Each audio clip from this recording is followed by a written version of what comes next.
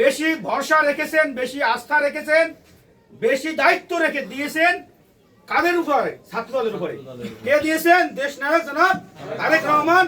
তিনি সবচেয়ে বেশি দায়িত্ব এই ছাত্রদলের উপরে দিয়েছেন। কারণ কি? কারণ তো একটা আছে নাকি? কারণ হচ্ছে যারা আমরা সবাই ছাত্রদল করি, আমরা সবাই শিক্ষিত, আমরা সবাই কেউ স্টুডেন্ট, কেউ রানিং লেখাপড়া করি, কেউ মাত্র গ্রাজুয়েশন শেষ হয়েছে। আমাদের কর্মদক্ষতা, মেধা এবং আমাদের পরিশ্রম করার শক্তি, আমাদের কাজ করার শক্তি, মানসিকতা, একটা মানুষকে বোঝানোর ক্ষমতা, সক্ষমতা, এগুলো আমাদের বেশি। এজন্যই সবচেয়ে বেশি আমাদের উপরে তারেক রহমান ভরসা করেছেন। তো আমাদের উপর যেহেতু ভরসা করেছেন, আমাদের দায়িত্ব আছে না? আমাদের কি ইমানি দায়িত্ব আমাদের উপর দেওয়া হয়েছে, সেই দায়িত্ব আমাদের সঠিকভাবে পালন করতে হবে না? তো সেই সঠিকভাবে দায়িত্ব পালন করলে কোনো ভেদাভেদ রাখা যাবে না, প্রথম কথা। দ্বিতীয় কথা হচ্ছে, তো আমাদের আপনারা জানেন যে 12 তারিখ নির্বাচন আছে, আসন্ন জাতীয় সংসদ নির্বাচন। সেই নির্বাচনে আমাদের এখানে 114 পটকে 4 আসনে আমাদের ধানের শীষে মনোনীত প্রার্থী হয়েছেন জননেতা আলহাজ A B M Mosharraf Hossain. তাকে বিজয়ী করার লক্ষ্যে আমাদের কাজ করতে হবে। তো আপনি যখন একটা লোকের কাছে ভোট চাইবেন, যেমন ধরেন একটা মায়ের কাছে, আপনি মা বোনদের কাছে আপনি ভোট চাইতে যাবেন, তো মা বোনরা যদি জিজ্ঞেস করে তোমারে আমি ভোট দেবো ভাই, তুমি আমার জন্য কি করবা, বিএনপি ক্ষমতা আসলে তোমার দল আমার জন্য কি করবে, জিজ্ঞেস করবে না? আপনি এখন তো ওই ধর্মার কার্ড বা ওই ছাত্রলীগের মতো ব্যবহার নাই যে দিলে দেবেন, না দিলে যাইবেন না, ভালো লাগলে নৌকায় ভোট দেবেন, নাহলে সেন্টারে যাইবেন না, এগুলো ছাত্রলীগ বলতো না। এখন কি সেই রাজনীতি আছে? এখন রাজনীতি হচ্ছে ভদ্র সামাজিক রাজনীতি হবে নাকি, সুস্থ ধারার রাজনীতি হবে বাংলাদেশে। তো আপনাকে যখন জিজ্ঞেস করবে তোমার দল ক্ষমতায় গেলে তোমার ভোট দিলে তুমি আমার জন্য কি করবা, তো আপনি বলবেন কি? তখন আপনি বলবেন যে মা, আপনি যদি আমাকে ভোট দেন, আমার দল যদি ক্ষমতা আসে, তো আমি আপনাদেরকে, আমার দল একটি ফ্যামিলি কার্ড দেবে আপনাকে, যে কার্ড দিয়ে আপনি আপনার চাহিদা, যেমন আছে অনেক ফ্যামিলিতে আছে মহিলারা মুরব্বী হয়ে গেলে তাদেরকে ছেলেরা জিজ্ঞাসা না, স্বামী অনেক সময় জিজ্ঞেস করে না, মেয়েরা জিজ্ঞেস করে না, তখন তিনি একটু অসহায় বোধ করেন। তখন ওই কার্ডটাতে যখন কিছু টাকা পয়সা থাকবে, তো ওইটা উঠাইয়া তিনি কি করবে?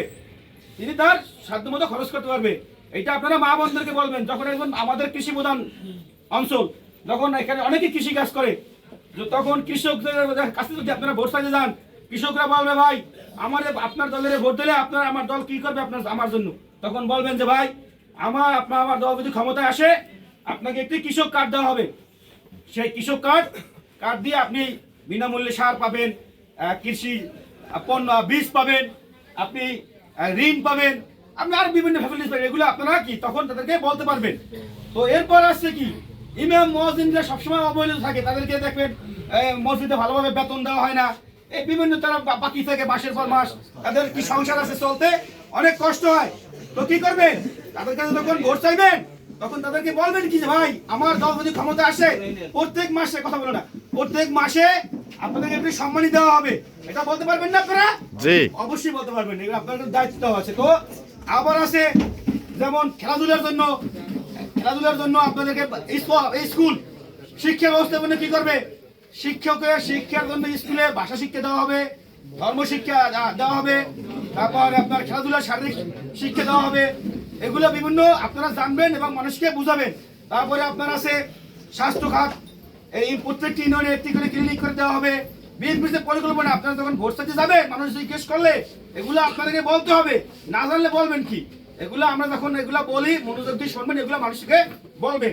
তারপরে আছে কি, যেমন আপনার দেখেন, আমি ধরেন আমার বাবা আমার লেখাপড়া করাইছে, আমি লেখাপড়া কিন্তু অনেক আছে ফ্যামিলিতে, টাকা পয়সা সব শেষ হয়ে যেতেছে, কিন্তু তারপর লেখাপড়া করার পর চাকরি পায় না। আছে না এরকম? পাস করছে কিন্তু চাকরি পায় না। বিএনপি যদি সরকার ক্ষমতায় আসে, তাহলে কি করবে? এই বেকারদেরকে 1 বছর পর্যন্ত সরকারি ভাতা দেওয়া হবে, এই যারা লেখাপড়া শেষ করছে তাদের জন্য। এভাবে অনেক ফ্যাসিলিটিস আছে, এগুলো আপনারা মানুষের কাছে বুঝাবেন। মানুষকে বুঝাইয়া কোনো ভালো আচরণের মাধ্যমে, ভালো ব্যবহারের মাধ্যমে এগুলা বুঝাইয়া আমাদেরকে যেন মানুষ ভোট দেয়, সেই লক্ষ্যে আপনাদেরকে কাজ করতে হবে। তারপর আছে যেমন প্রার্থীর যোগ্যতা, একটা বিষয় আছে, যখন বলবে যে অমুককে দাঁড়াইছে, কে 2 জন প্রার্থী দাঁড়াইছে, কার যোগ্যতা কি, এরকম মানুষ বলবে না? মানুষের চিন্তা আছে। তো আমাদের প্রার্থী আপনারা বলবেন যে A B M Mosharraf Hossain Dhaka বিশ্ববিদ্যালয়ে লেখাপড়া করেছেন, সেখান থেকে গ্রাজুয়েশন করেছেন, তার সমসাময়িক তার বন্ধু বান্ধব এবং তার বড় ইমিডিয়েট বস সিনিয়র বা জুনিয়র, এরকম আজকে আমি একটা বক্তৃতা শুনছি কলেজ আপনার প্রেস ক্লাবে। সেখানে তিনি বলছেন, সেখানে অনেক সম্মানিত কলাপাড়ার হাই প্রোফাইল লোকজন ছিল, ঢাকা থেকে যারা বড় বড় চাকরি করে তারা। তো সেখানে তিনি বলেছেন যে আমার অন্তকে 50 থেকে 60 জন সরকারি বড় বড় অফিসার আছে, আমার বন্ধু ক্লাসমেট বা ইমিডিয়েট সিনিয়র জুনিয়র, সচিবালয় সচিব আছে 7-8 জন। আমার কোনো কাজ আমি বললে হয় নাই এমন কোনো কাজ এই বাংলাদেশে নাই, আমি বলছি হয়ে গেছে, দ্বিতীয়বার আমার আর বলা লাগে না। তো তিনি মন্ত্রী না এমপি না কিচ্ছু না, তিনি একটা বলার সাথে সাথে সব কাজ শেষ হয়ে যায়, মানে তারা করে দেয়। তো তিনি যদি মন্ত্রী এমপি হইতে পারে, তিনি আমাদের জন্য কি করবেন? তো এবিএম মোশাররফ হচ্ছেন এই অঞ্চলের জন্য একটি সম্পদ, এরা বাইরের মানুষ বোঝে, আমরা বুঝি না। কথা আছে বাড়ির কি যেন বাড়ির গাছ দরজা করতে খায় না, আমাদের কথা আছে না, আছে। আমাদের অবস্থা সেই রকম। এবিএম মোশাররফ হোসেন সারা বাংলাদেশের সম্পদ, আর সেই সম্পদ আমাদের এলাকায় আসতে, ভাই কথা বলবো আমাদের এলাকায়, সেই এলাকার সেই সম্পদকে আমাদের রক্ষণাবেক্ষণ করতে হবে না? বলে হবে কিনা বলেন? হবে।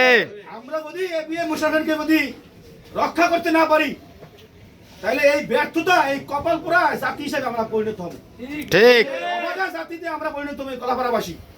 আমি আপনাদেরকে অনুরোধ করব, সমস্ত ভেদাভেদ ভুলে গিয়ে এই সামনে যে 22 তারিখ থেকে নির্বাচনী প্রচারণা শুরু হবে, সেই প্রচারণায় এবিএম মোশাররফ হোসেনকে এক একজন এবিএম মোশাররফ হোসেন হতে হবে, এক একজন এবিএম মোশাররফ হোসেন হয়ে আপনারা তার জন্য কাজ করবেন। এই সম্পদকে আগামী দিনে আমরা যেন সংসদে পাঠাতে পারি, সেই জন্য আপনারা কাজ করবেন।